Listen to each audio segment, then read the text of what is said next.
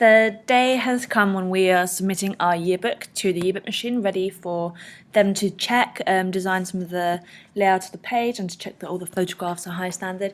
Pretty much it's us handing the yearbook over to them. We're finished with it, and I'm really pleased with it. We've done a lot of work in a short time. I'm going to show you how we did it, some of the key things, and show off our fantastic yearbook.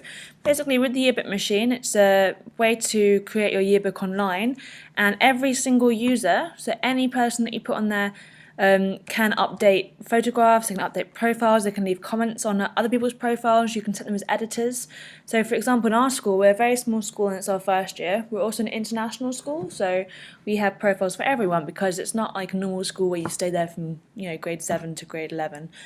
People come and go. So every single person has their own profile which they can update content on, so they can write on it, they can upload photographs, they can also do it as friends' ones. In another school you could have just profile pages for leavers or grade 11, and then you could have everyone updating stuff. So for example, other students from other grades can have non-profile user privileges, so they can just go on and update the leavers pages and they can edit articles.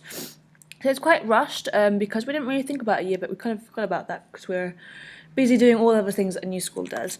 We did it through Yearbook Machine and also through Google Drive. So we used a lot of forms.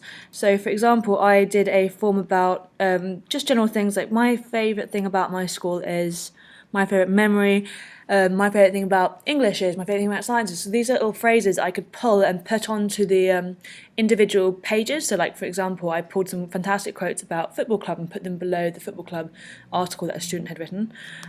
We also had articles by staff, so the board and Terry, who's our director, wrote some articles. Each advisory group wrote an article. It isn't a staff folder, but actually they wrote that with their advisory groups. The advisories really came together for that. And then subjects. Each teacher wrote a article for their subject, and Cindy Cronell also wrote something about EdTech at Halcyon. And we also had student articles. So basically every grade 9, some of them you can see didn't do it in Google Drive in the end, they ended up emailing it to me or putting it straight on. Every student in grade 9, as well as a few other students, including grade 8s, grade 6s, grade 7s, had articles to write. And what would happen is, once they had the article, for example, this is Isla's, I firstly put in a few instructions at the top, and then they wrote it. I commented on, I can actually resolve this now.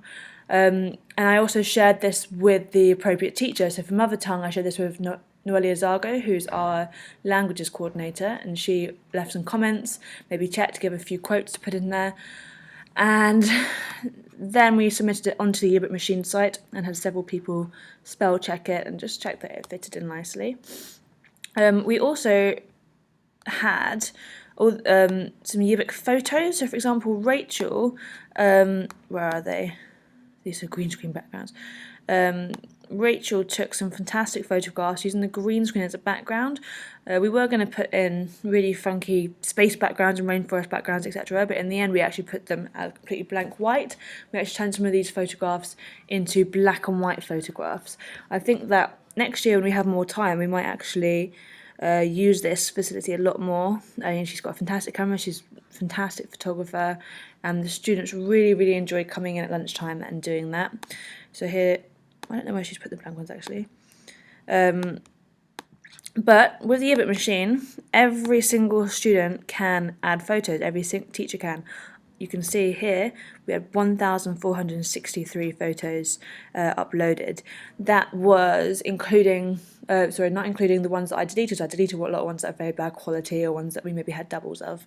So it was fantastic. We had so much content created by students. We also had the polls in Google Drive. In Google Drive, we firstly set a form around to grade 9s because they were kind of in charge of the yearbook, and they had to suggest yearbook titles. So, for example, my favourite iPad app is, or the student most likely to be a YouTuber one day.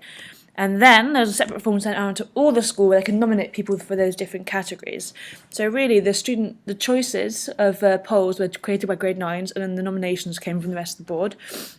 Our school are really lovely, and they tend to really support each other. So it was a wide range of students nominated for different things.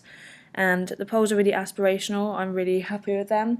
Some of them are about general things like their favourite meal at Halcyon, their favourite trip, and some of them are about people. But again, they're all aspirational. So the person most likely to be the next Steve Jobs, the person most likely to be a world leader, person most likely to go into space, all these sorts of things. And online, on here, they could take part in those polls. So there's millions of them. You can see my profile here. Everything now is locked and ready to go. I don't know why I put in that as my date of birth. I really should not put any date of birth in. And other people have left comments. You can see there's quite a few down here from students and from other teachers. There's 32 photos of me, and believe it or not, I did not upload all of those. Those are ones uploaded by different people. The way it works is a bit like Facebook or Instagram. You tag people, or here it's called linking people. You can also not just link people to link people, you could also link pages. So for example, you might put a photograph up of everyone on the trip, and then you would tag it as trip summary, and it would go right there. So it was really, really good. It was at the end, it felt quite a lot of work for me, just choosing all the photographs and being quite meticulous, checking everything. But actually, it's pretty much a yearbook created by students and some staff. It's real collaboration. I think every single student has participated and helped create this through either just uploading stuff to their profiles and maybe commenting on a few friends, or writing full articles, or helping me choose different templates, or selecting photographs. I'm really excited to see how it looks. We have a sample yearbook from the Yearbook Machine, and it's really nice, high quality, and it's really nice designs. I have also got the students to write for an evaluation a reflective piece, just grade 9, about their input, the importance of yearbook to communities, the importance of yearbooks for us, so the fact that it's our very first year and that we're an international school. I've also got them to write about the benefits of creating it digitally and what they liked about Yearbook Machine.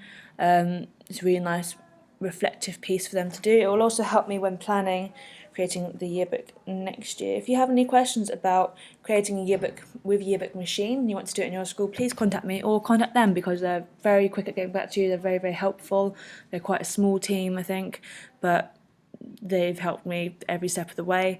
And also you can read my first blog post about starting all this. So I will create another blog post and another video when the yearbook comes, so I can show it off, and you can see my very proud face holding it up at that time. Okay, enjoy.